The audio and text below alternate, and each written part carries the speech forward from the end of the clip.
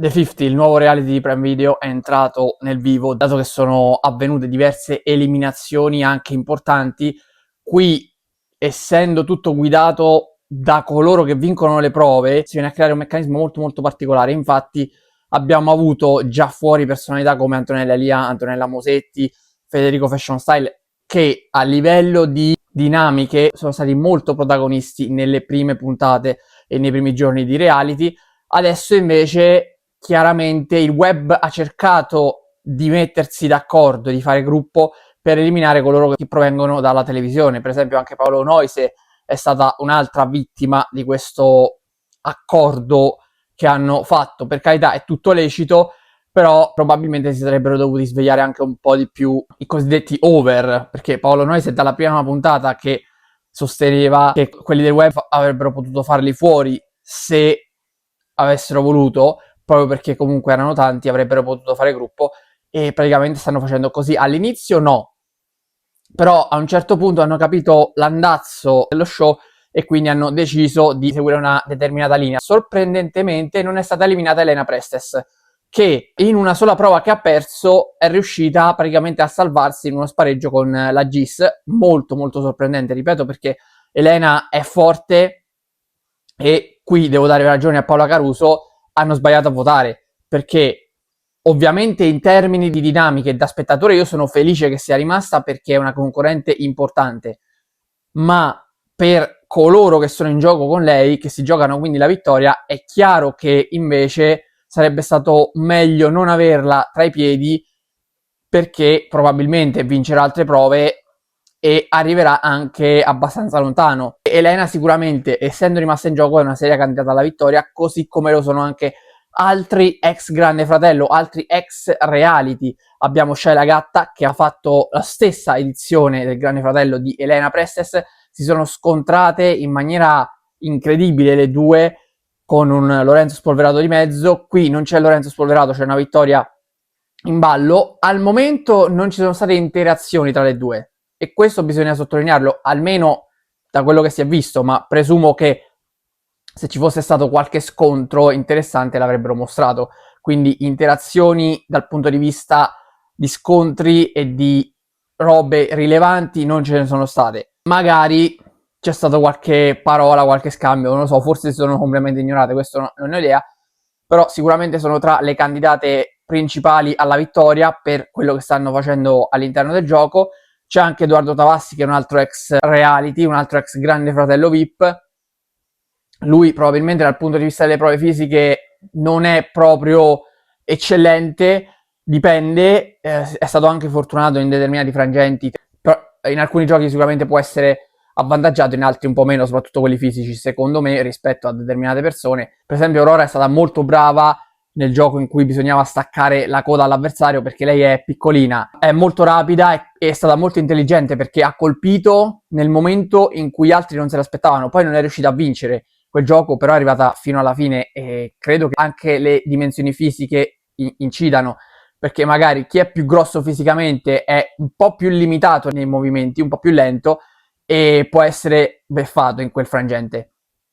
Però, come dicevo, c'è Edoardo Tavassi e c'è anche Paola Caruso, un'altra di cui ho già parlato nell'altro video, che comunque continua a farla da padrona, perché bisogna sottolineare che Paola Caruso, e diamo onore al merito, è riuscita a non andare mai a rischio eliminazione finora. Finora non è mai riuscita ad andare a rischio eliminazione e quindi si è sempre salvata, sia grazie alle alleanze che ha stretto finora in questo momento, soprattutto però grazie alle vittorie ottenute. Poi ha aperto quel rapporto con Giancarlo anche, che potrebbe sicuramente aiutarla, dato che, come dicevo l'altra volta, in due è sempre più facile riuscire ad arrivare all'obiettivo, quantomeno ad avvicinarsi all'obiettivo. Poi quando invece si gioca singolarmente magari si può lasciare da parte effettivamente quella relazione o pseudo tale che si vengono a creare. Però Paola Caruso qui nelle prime puntate è stata molto devastante e distruttiva, oltre che brava a livello strategico, ma anche quello faceva parte della strategia,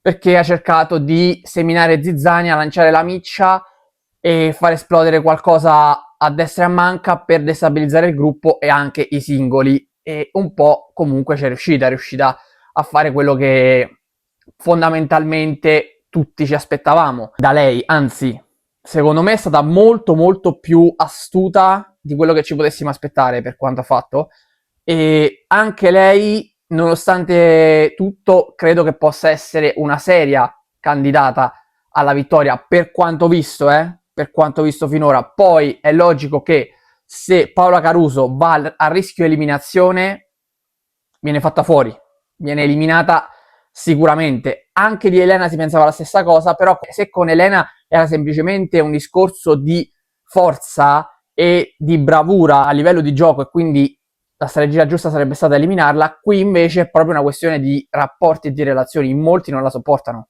Poi lei ha il suo gruppetto, ma quel gruppetto basterà per salvarla? Sarà sufficiente per salvarla? Perché, per esempio, anche su Paolo Noise avevano fatto dei calcoli, mi sembra Tavassi stesse facendo dei calcoli per capire se Paolo avesse raggiunto il numero sufficiente di voti, o meglio, di non voti, di coloro che non l'avevano votato e quindi avevano cercato di salvarlo, ma di fatto hanno contato un po' male, perché poi comunque lì è tutto molto molto relativo. Non è che se tu hai un voto in più rispetto alla metà ti vai a salvare. Lì bisogna fare il computo totale e dipende molto da chi hanno votato gli altri, non tanto da chi non ti ha votato. Dipende anche da quello. Però se tu hai ottenuto lì, per esempio, il calcolo su 15 era di 8 voti non presi sulla carta da parte di Paolo Noise, erano 15, quindi vuol dire che altri 7 probabilmente l'avevano votato.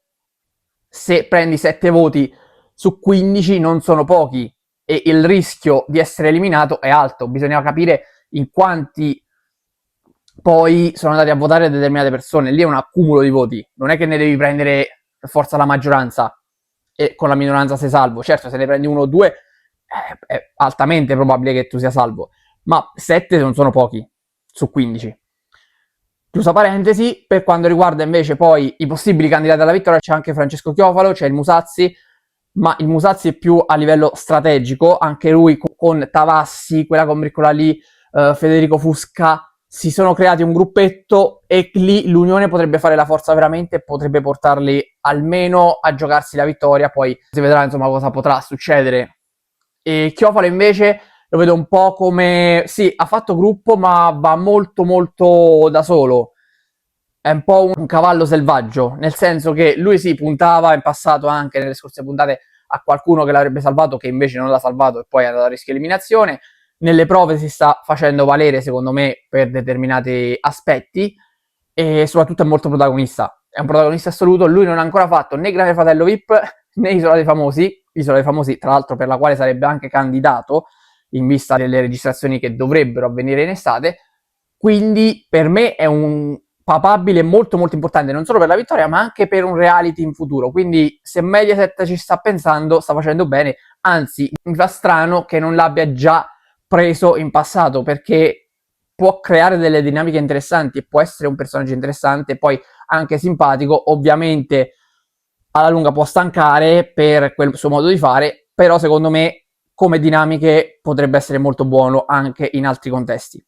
Quindi a questo punto vi chiedo, secondo voi chi vincerà The 50? Chi riuscirà ad arrivare alla vittoria di questo reality?